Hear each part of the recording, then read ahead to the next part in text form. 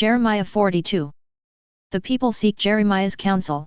Then all the commanders of the armies, along with Johanan son of Kareah, Jazaniah son of Hoshiah, and all the people from the least to the greatest, approached Jeremiah the prophet and said, May our petition come before you, pray to the Lord your God on our behalf, on behalf of this entire remnant, for few of us remain out of the many, as you can see with your own eyes. That the Lord your God may tell us the way we should walk and the thing we should do. So Jeremiah the prophet said to them, I have heard. I will now pray to the Lord your God according to your words, and every word that the Lord answers you I will tell you, I won't withhold a word from you.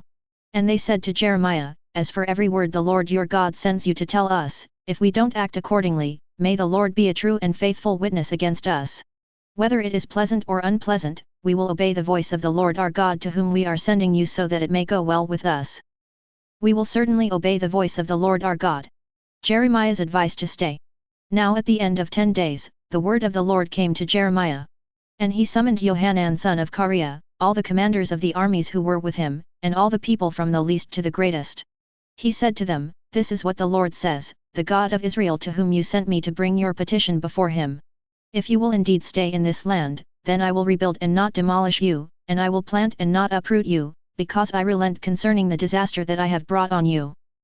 Don't be afraid of the king of Babylon whom you now fear, don't be afraid of him. This is the Lord's declaration, because I am with you to save you and deliver you from him. I will grant you compassion, and he will have compassion on you and allow you to return to your own soil.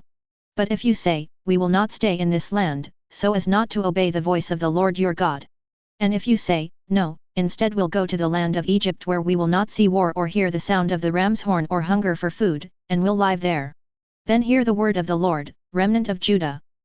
This is what the Lord of hosts, the God of Israel, says, If you are firmly resolved to go to Egypt and live there for a while, then the sword you fear will overtake you there in the land of Egypt, and the famine you are worried about will follow on your heels there to Egypt, and you will die there. All who resolve to go to Egypt to live there for a while will die by the sword, famine, and plague. They will have no survivor or escapee from the disaster I will bring on them. For this is what the Lord of hosts, the God of Israel, says, Just as my anger and fury were poured out on Jerusalem's residents, so will my fury pour out on you if you go to Egypt. You will become an object of execration, scorn, cursing, and disgrace, and you will never see this place again. The Lord has spoken concerning you, remnant of Judah, don't go to Egypt. Know for certain that I have warned you today. You have led your own selves astray because you are the ones who sent me to the Lord your God, saying, Pray to the Lord our God on our behalf, and as for all that the Lord our God says, tell it to us, and we'll act accordingly. For I have told you today, but you have not obeyed the voice of the Lord your God in everything he has sent me to tell you. Now therefore, know for certain that by the sword, famine, and plague you will die in the place where you desired to go to live for a while.